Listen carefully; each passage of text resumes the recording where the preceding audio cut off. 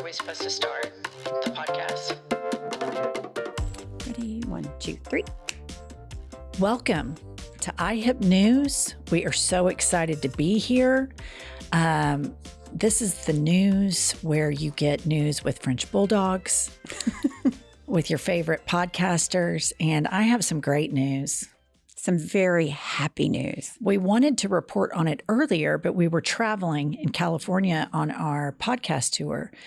But as you all may have heard, Governor Kitten Heels has pulled out of the race. Never backed down, has in fact backed down. He is so freaking weird. I mean, talk about a guy that has no riz. No riz. I mean, he couldn't be. Nobody hated him because he bans books. He's homophobic. He's a racist. I hated him for those reasons. I hated and I think him for a lot those of other things. people did too. But the majority of the people in the right-winger community hated him because he had no riz. He's a dick. He's a dick. He can't smile. He always does the lip licking before the smile. It's gross. No, he's very, very weird. And I noticed the New York Times ran an article before he withdrew. And he was at a town hall or a debate, and there's like a commercial break. And he goes to like shake hands with people in the audience. And Seth, will you please show it? That's his wife. He's shaking hands with his wife. He awkwardly shook his wife's hand. He's so awkward. It doesn't surprise me. That's how awkward he is. And then I noticed he had this slogan, which is so alarming. And it was God over government. Yeah, and he wants to be a politician. And here's what gets me about it's either God over government or God before government. And here's what gets me about that is there was a round table of people that were talking about slogans, right. And nobody talked anybody off the ledge right. of using that in a secular republic. Nobody once thought, not every single person in the United States of America believes in God, particularly the same God. Let's reach out to every group, every ideology. Nope. Christian nationalist straight down the fairway. It's unbelievable. And it's like, if you really are like, this guy's Ivy League educated. And if you were to really robustly read the news, you would see that religion is on the decline. Right. And such a slogan is definitely not going to help you with a younger electorate at all. And so not only does he have no riz, he's breathtakingly incompetent. Breathtakingly and surrounded by other incompetent people. I mean, Kitten Heels is an absolute disaster. But let me read to you the headlines once he dropped out of the race. And I'm not going to say DeSantis. I'm going to say Kitten Heels because I think it's better, more appropriate, and more on our brand of our news channel. Absolutely. Okay. The Daily News headline: no one can be more disappointed in Kitten Heels than his wife. For many reasons not listed in his political campaign, I'm sure. I think we could probably imagine that Kitten Heels' wife has been disappointed in him for quite some time. Many, many times. Mm-hmm. I'm sure that is just the tip of the iceberg. The little bitty tip of the iceberg. NBC News: a total failure to launch. Why Kitten Heels was doomed from the start. And let's just say that if you're an alpha male, oh yeah, and you're big into all this kind of Freudian, big dick, big politics stuff, a headline like that is so Freudianly leveling to him. A total failure to launch. Yes. Everything about the Republicans, particularly the alpha male Republicans, is nauseating. That DeSantis in particular exhibits every reason on the planet. Cancel culture, woke, war on wokeness. Everything about him tells me he's got a little bitty teeny peeny Yeah, Kitten Heels cannot, when you see him launch against Disney and banning books and all of this stuff, I think even for the sect of the American public that traffics in kind of hate culture, I think even Kitten Heels trying to brand himself of all of this is too far. He can't even hug his wife.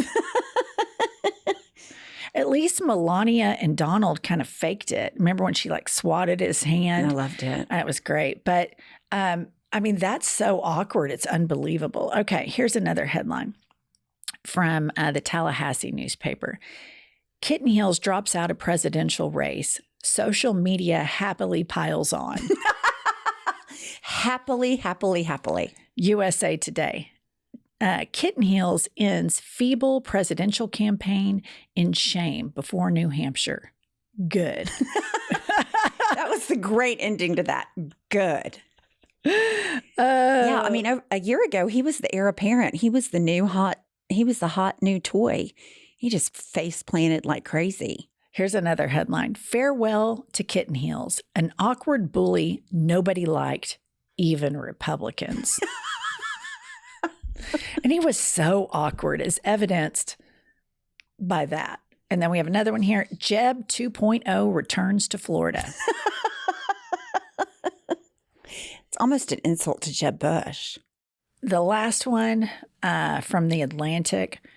Pour one out for Kitten Heels. Pour one out. I mean, this guy, it's so obvious that he just has a major inferiority complex to liberals. Absolutely. He was probably always the dork at the Ivy League school, and maybe his professors didn't like him as much because he's so myopically focused on liberal ideology that he wants to brand as woke and going after corporations that he deems woke. And it seems like that's his only focus. So I think that a deeper psychological study is required here because I think probably a lot of people at his Ivy League schools probably called out his bullshit, and he has some personal vendetta against intellectualism, which he calls wokeism. Oh, I think that's a really great point. Yeah. A really good point because he's a bully. So that tells me at some point he was bullied and felt inferior. And I'm sure it's because intellectually people were superior to him and he didn't like it. Okay. Seth, do you have a video to play? Greetings from Florida. The warmth of being home is a reminder why I've chosen public service. We can choose to allow a border invasion, or we can choose to stop it.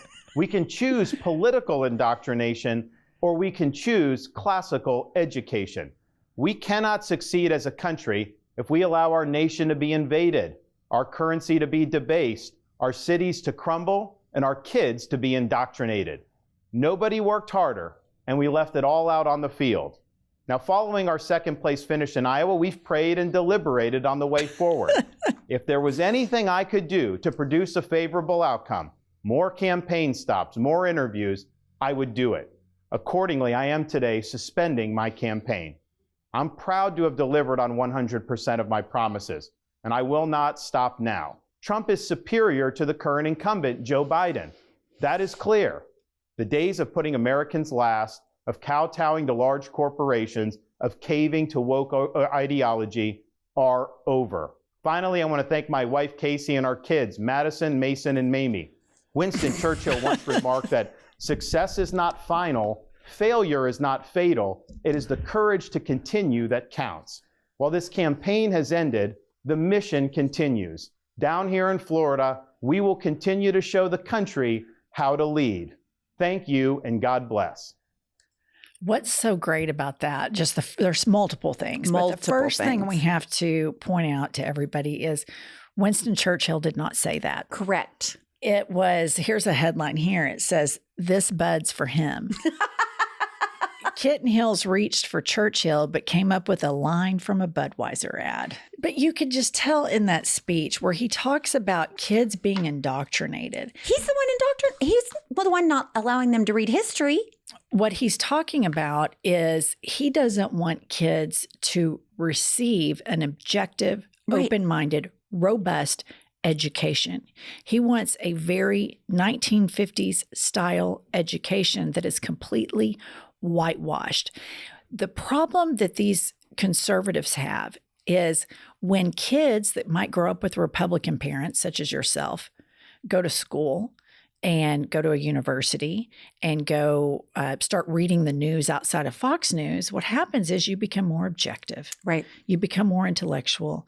You become more enlightened, and you see the errors within the Republican Party and within the systems that it sets up. Deregulation doesn't work. Every time a Republican president is elected, the economy tanks. That's a huge myth that it still continues to be perpetuated, that the Republicans are so good on the economy. And that is just wholly false. They're not. No, absolutely not. $7 trillion under 4 years of Donald Trump. $7 trillion in debt. Another thing he said is that he's achieved 100% of his goals. Which is so funny, that's wrong. You got second place in Iowa by your own admission 1 minute earlier in your Twitter released concession speech, Kitten Heels, and you didn't win. You didn't win. It's not even a hashtag almost. It's like you had to wave the white flag and you got your ass beat by a guy that has 91 felony pending charges right now. That's right. That's who beat you. That's how bad of a loser you are, Kitten Heels, that a septuagenarian, or however you say that, with orange makeup, who's barely rational, beat the ever-living shit out of you in Iowa. Yeah. It's unbelievable to me that he would stand up there and say 100% of his goals were accomplished. It took him $150 million to fail. To lose. That's how much it cost. $150 million. What about him saying, after a lot of prayer? After a lot of prayer. Just finally, let's just talk about his kids' names. I busted out laughing because I'm Mamie? just like, really? And you pointed this out earlier, that people who name their kids all with the same letter, who else did that? The Duggars. It makes me nervous when everybody's names has the first starting initial the same. It's the parents trying to be cute. It's the parents trying to be cute. Uh-huh. And it just, I don't know. We have the Duggars up there. Right. And that's who I think of. And you think of all that fuckery. I mean, everybody else is on the watch list. We'll see. You got Kitten Heels. You got Kitten Heels and Casey. Shaking hands. Just shaking hands.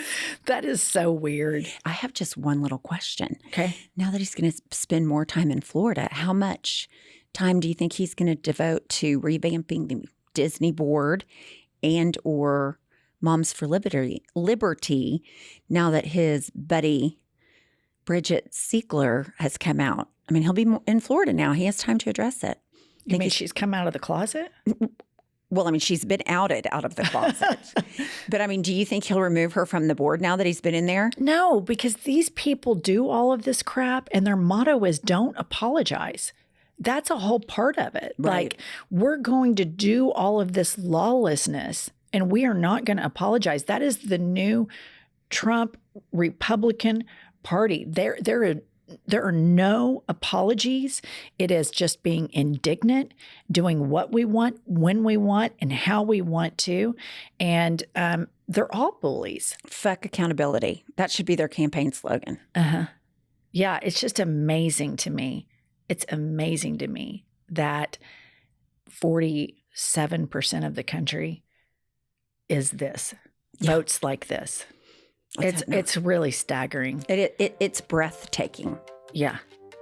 Yeah. And most of them, overtly religious and just so, I think this is my favorite quote. There is no love like Christian hate.